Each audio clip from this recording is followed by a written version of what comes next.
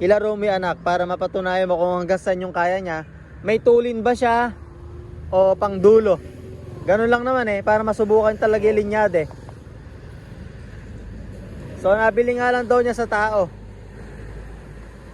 Sa itsura ng ibon mga kalapatids, ang ganda. Sige, tawa kami ito ka. Pakita natin yung mata. Nag-pepper isle mga kalapatids. Barako no? Oo, Barako. So tinistisan niya na kasi delikado nga yan.